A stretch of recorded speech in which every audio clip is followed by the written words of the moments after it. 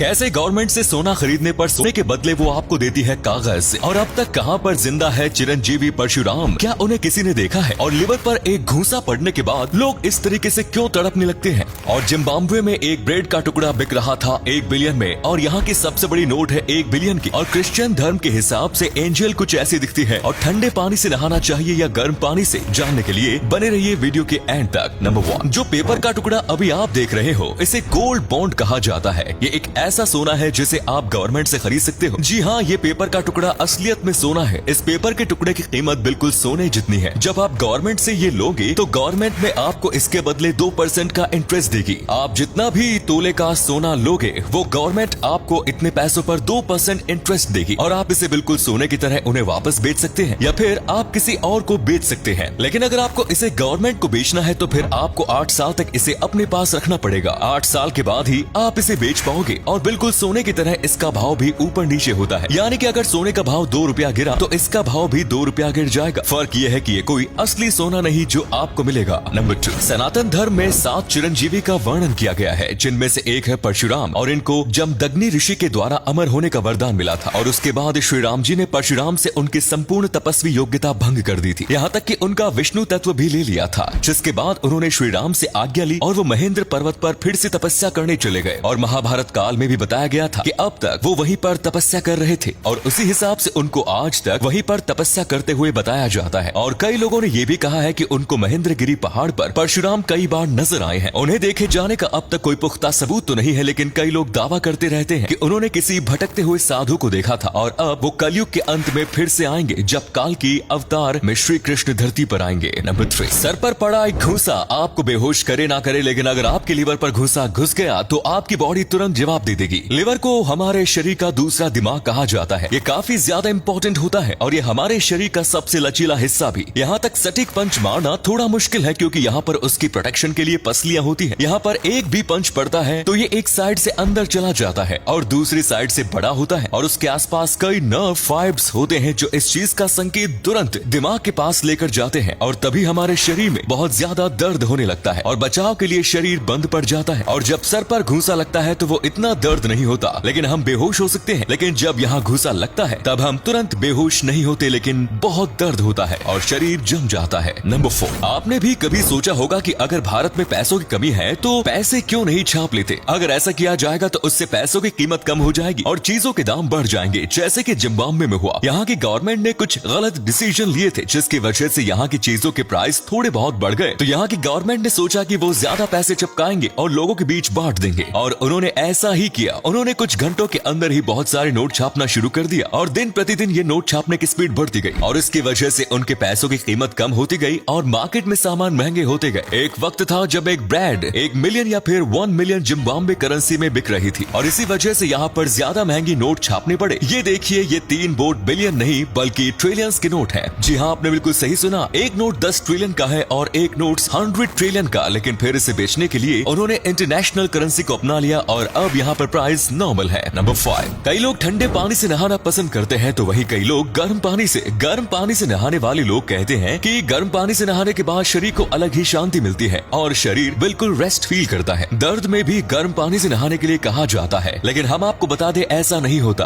गर्म पानी के मुकाबले ठंडे पानी से नहाना शरीर के लिए बहुत ज्यादा अच्छा होता है। जब ठंडा पानी हमारे शरीर में लगता है तो हमारे शरीर का ब्लड फ्लो बढ़ जाता है, जिससे हमारे शरीर में ब्लड सर्कुलेशन बेहतर हो जाती है। और अगर आपको कहीं पर सूजन हुई, कहीं पर मोच आई या फिर चोट लगने की वजह से कालापन हुआ तो ठंडे पानी से नहाने से वहाँ राहत मिलती है, क्योंकि वहाँ पर ब्लड फ्लो बढ़ जाएगा। और आमतौर पर भी ठंडे पानी से नहाना सेहत के लिए अच्छा होता है। नंबर 6, जब भी एंजल की बात आती है तो हमारे दिमाग में खूबसूरत पंख वाले इंसान आते हैं, लेकिन अगर क्रिश्चियन धर्म के हिसाब से एंजल का मॉडल बनाया जाए तो वो कुछ ऐसा ही दिखेगा। जी हाँ, आपने बिल्कुल सही सुना। क्रिश्चियन धर्म में जिस तरीके से एंजल के अपीयरेंस को बताया गया है, अगर उसे एक मॉडल में तैयार किया जाए तो वो कुछ ऐसे दिखते हैं। और क्रिश्चियन धर्म है, ये सच में बताया गया है, एंजल जो है वो काफी ज्यादा मैजेस्टिक तो दिखते हैं, लेकिन उसी के साथ डरावने भी। और वहीं पर अगर डेविल की बात की जाए तो वो बहुत ही ज्यादा अच्छे दिखते हैं और काफी हद तक इंसानों की तरह दिखते हैं, ताकि वो इंसानों को आसानी से बहका सके। वैसे कि आपको पता था कि एंजल ऐसे दिखते हैं? अगर नहीं तो एक लाइक जरूर करना। अगर आप योगा करते हो और उसका अच्छा असर देखना चाहते हो तो आपको ये 3 चीजें बिल्कुल भी नहीं खानी चाहिए या थोड़ी खानी चाहिए। पहला है ज्यादा मिर्ची वाला खाना, ये आपके पेट के लिए अच्छा नहीं है और कई डाइजेस्टिव प्रॉब्लम को जन्म देता है। दूसरा है चाय या फिर कॉफी पीना। आपको लगता लगता है कि ये आपको सुबह सुबह एनर्जी देती है, लेकिन असलियत में ये आपके शरीर के लिए बहुत ही ज्यादा बुरी है। और तीसरी चीज है मीट का इस्तेमाल करना। पहली बात तो ये एनिमल क्रूएलिटी होता है, इसी के साथ ये कई बीमारी और डाइजेस्टिव प्रॉब्लम को जन्म देता है। उसी के साथ मीट खाने से आप काफी सुस्त भी रहते हैं। और अगले फैक्ट पर जाने से पहले इस फोटो को ध्यान से देखिए और बताइए कि आपको किसका फोटो दिखाई दे रहा है। इससे पता लगेगा आपका दिमाग और आपकी आंखें कितनी तेज है। मिलते हैं आपको 5 सेकंड।